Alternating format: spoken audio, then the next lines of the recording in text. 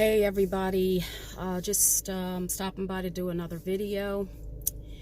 Yesterday I shared a video called The Day I Left Religion, and I will share the link to that video when I'm done with this video.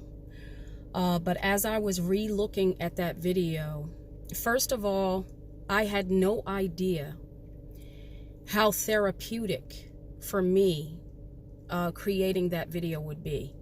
As I said in that video, I said I had shared my story, in bits and pieces by way of audio, and also shared by interview. So as you can imagine, in an interview process, you're being asked very specific questions, but you're not just flowing with your story. You're being asked specific questions and you're answering those questions. But when I re-listened to the video, I felt like, wow, it was just very, very therapeutic for me. And as people are watching the video themselves, I'm finding that it is therapeutic for them as well, for those that wanted to hear. You just never know what it is that you have to say that will help somebody else. You never know. So I'm still basking in the wonderfulness of it, of having shared and of feeling the therapeutic value of it for myself. So if it happens to touch you, and I'm grateful for that. I'm very grateful for that. And there was an aspect, as I was watching the video, I felt like I wanted to share, and I may share one more video after this as well. I don't know. I'll just say I don't know. I can't plan this. I'm just going with the flow of my heart and what my heart wants to express. And realizing how important it is for us to express what's in our heart to express. Because if it's one thing I understand at this stage in my life, it's that when we fragment ourselves in order to try to accommodate something, even try to accommodate things we may believe about ourselves, we're doing ourselves such a huge disservice in only sharing, and it's not that you shouldn't be cautious about, basically you're sharing when you're able to, when you're ready to, and when you're able to. And I promised I wouldn't mess with my hair so much during this video too. But, thinking about the therapeutic value of what the video did for me yesterday, I was thinking about when I left the church, and I wanted to share what that process actually felt like in a little bit more detail. So I'll probably call this video, it'll have something to do with the grieving process of leaving the church system, or the religion. It'll have something to do with the title will have something to do with that, because that's what I want to talk about.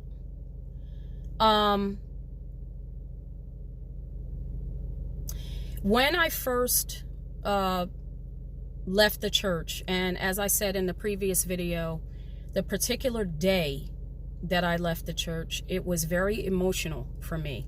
I had no idea I was going to cry as much as I did. I didn't even know what those tears were even all about, actually. I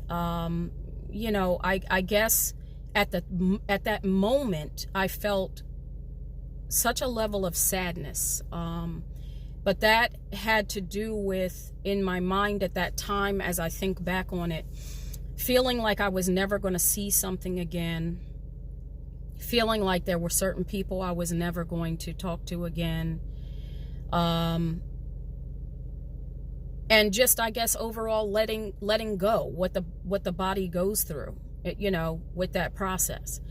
And So that was one process, and I explained in the video how I talked to my best friend, and I just cried and cried, and I didn't know how many tears that I cried that day, but it was a lot. But as time went on, I'll share this story with you, which is number one, it amazes me how I start a video and then people want to communicate, but prior to me starting a video, I don't get any communication. That amazes me.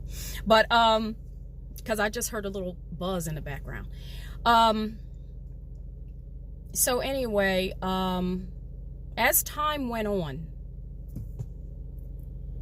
and I told you that I'd been keeping the Sabbath, the 7th day Sabbath, because somebody else watching this video might be like, well, the Sabbath is considered a day of rest, and we considered it this.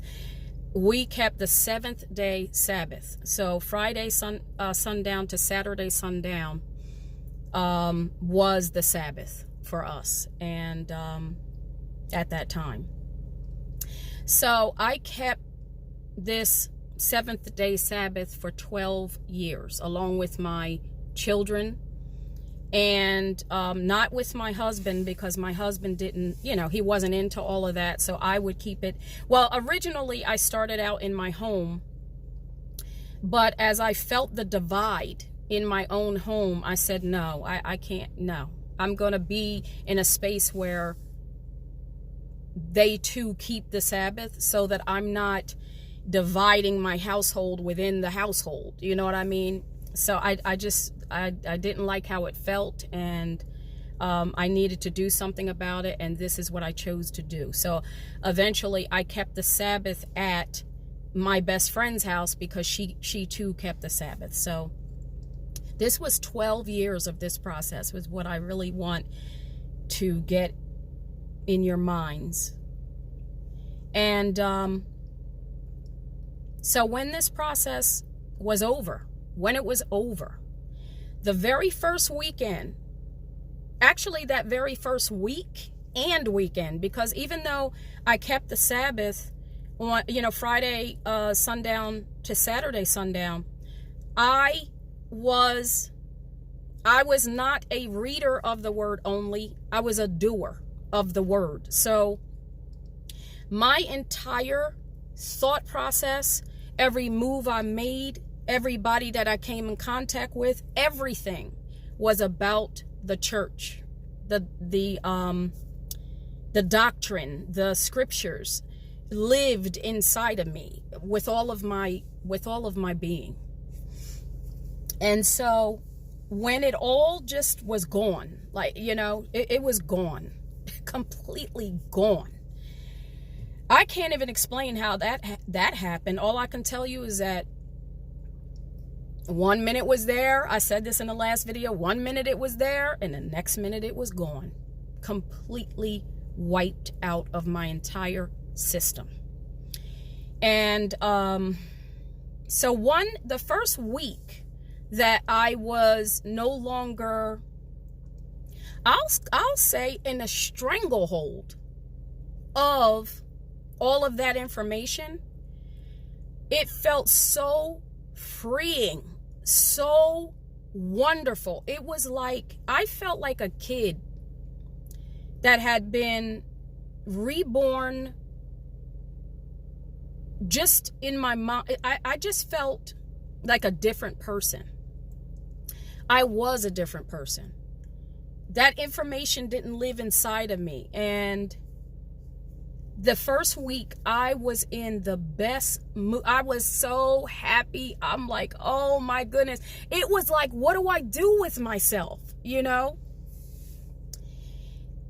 So that was the first week and the first weekend of knowing that when the sun went down, I wasn't going to keep the Sabbath. Oh my goodness. I was so happy. I was like, oh my goodness.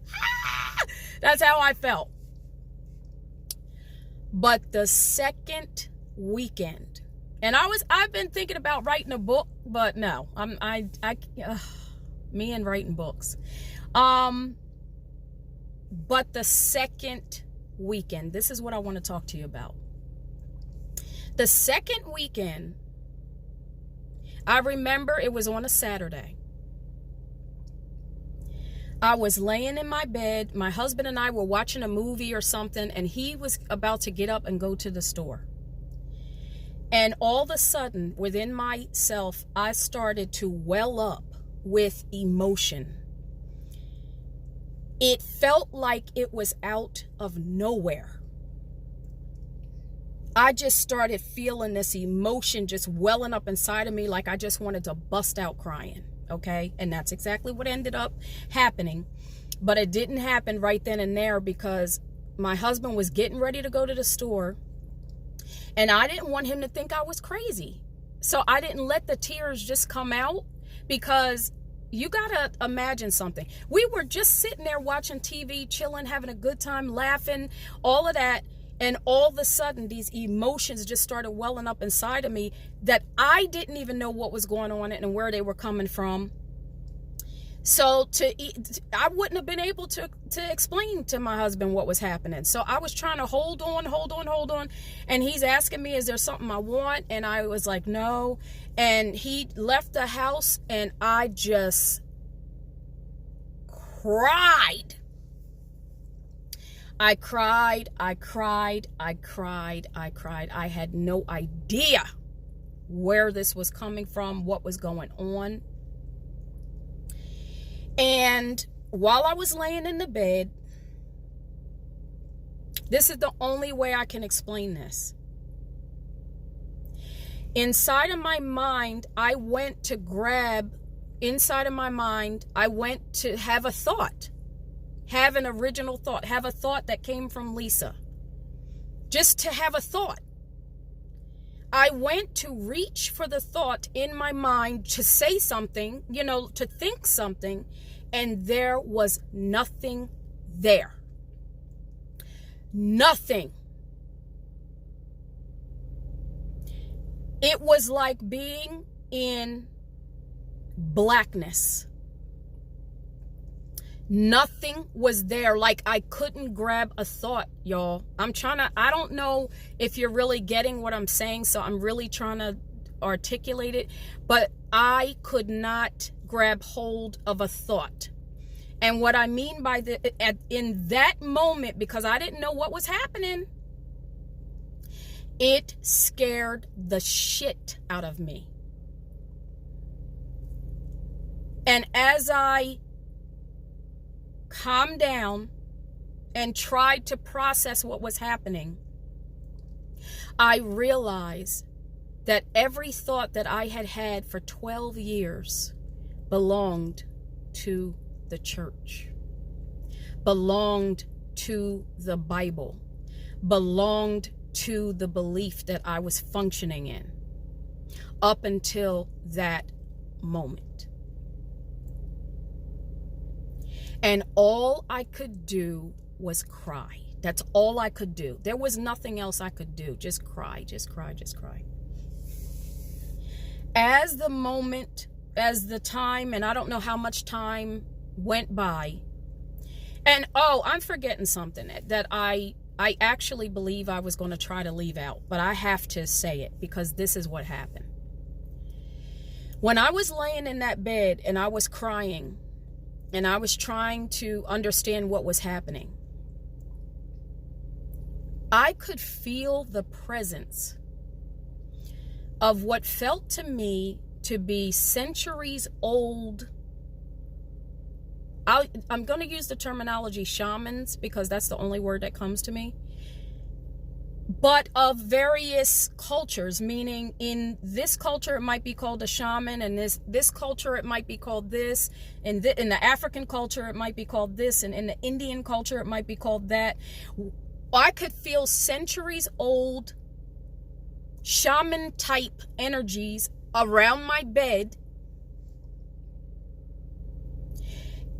I didn't see anything, it just felt that way. Okay, and I had never had this experience before, and this is the only way I can articulate it.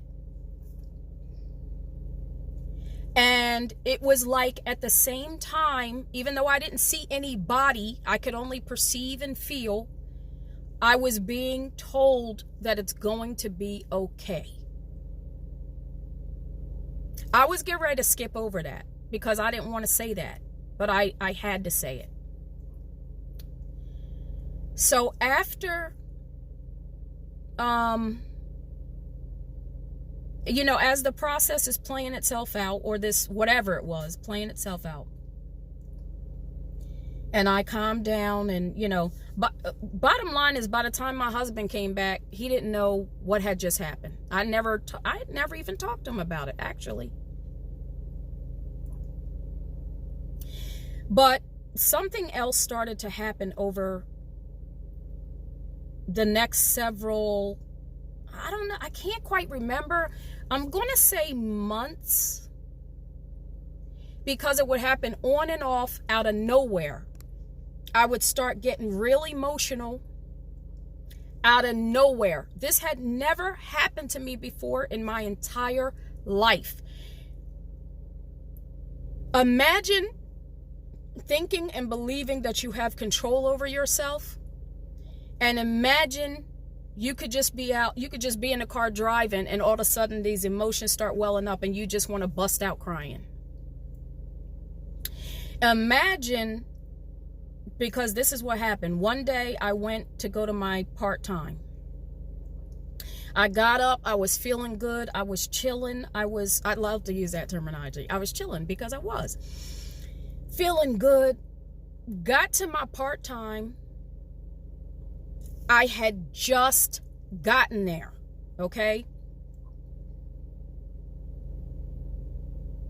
And I became so overwhelmed with emotion that I couldn't contain it. I couldn't contain myself.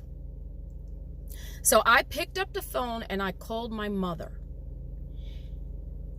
Again, another level of control I thought I had, because I would have never wanted to involve anyone.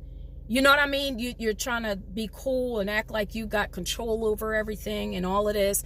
And I would have never wanted to call anybody and tell them the overwhelming feeling that I was feeling at that moment in time. But I had to. I had no choice. Called my mother. She's asking me what's wrong. I'm telling her I don't know. This is all I can tell you, is I just feel so overwhelmed. I'm just, So anyway, she told me to speak to my stepfather, who is a psychiatrist, by the way. And he recommended a psychologist, okay? Something I thought I would never do. But I went to see a psychologist. And even though at that time I didn't believe in psychologists, I knew I needed to do something because I didn't know what was happening.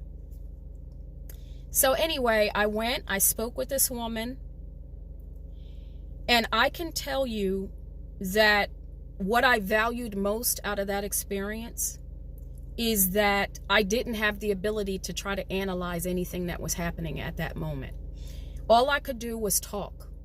All I could do was talk and cry and talk and cry and talk and cry. So she allowed that space. So I'm grateful for that. And then she got up, at the end of the session, she got up and she went to go get some pamphlets, but I didn't know she went to go get some pamphlets. But I'm thinking, what is it? How is she just getting up and she's leaving and she ain't telling me nothing? But it turns out she was getting up to go get me these pamphlets.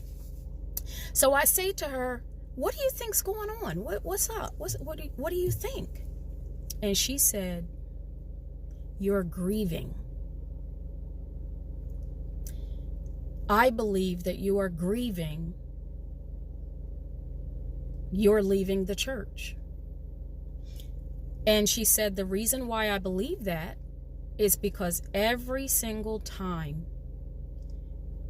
you talked, it was only at the times that you would mention the church that you would start to cry. And I had no idea that's what was happening. Meaning during that conversation, I had no idea that's what was happening. So I'm grateful for that too. I'm grateful that I didn't know. I'm grateful that I didn't know, because I would have tried to control it. So when she said that to me, first of all, it was such a surreal moment. But as I walked out of that office, I knew that what she said was true. It was true. And I knew that I was going to allow that process. So I didn't plan on going back, and I didn't go back. Because I knew in that moment that it was about the allowing more than, for me, I don't want to tell anybody else what to do, but for me, it was about knowing, it was about knowing that it was a grieving process, and it was about allowing the grieving process. And when I walked out that door that day, I said to myself, I am going to allow myself every opportunity that I can get my hands on to feel however I feel about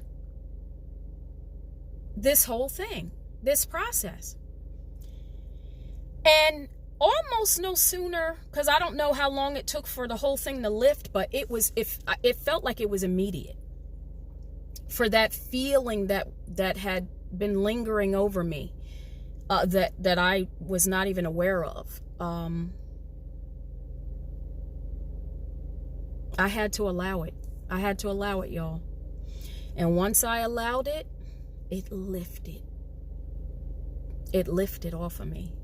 But I had to allow my body to process the emotions that I was feeling. And I was feeling sad. And I was feeling angry. I was feeling all kind of stuff, y'all. And this isn't because over time I started to investigate other things and stuff like that. But before I did that, I allowed myself to feel.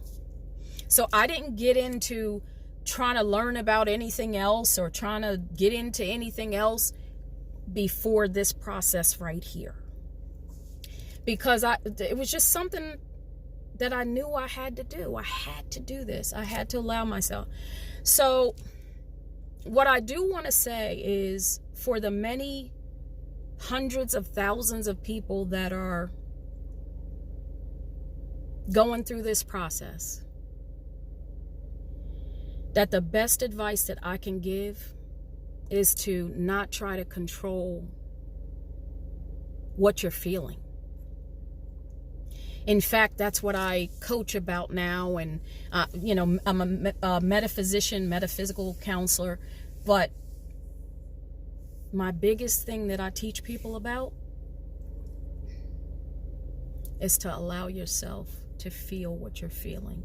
You must allow yourself to feel what you're feeling. Feel what you're feeling. Because if you don't, it will fragment you. And what I mean by that, because I'm hearing that word so strongly today, it's like you'll be showing people a piece of yourself and you haven't dealt with this over here. Oh, I'll give them this, but you haven't dealt with that over there. You know what I mean? And that's the worst disservice we could ever do to ourselves, is to fragment ourselves in that way. So I'm going to stop right here, y'all. And thank you for allowing me to share. I look forward to your comments. For anybody who's experienced the same thing, I look forward to your comments. And that's it.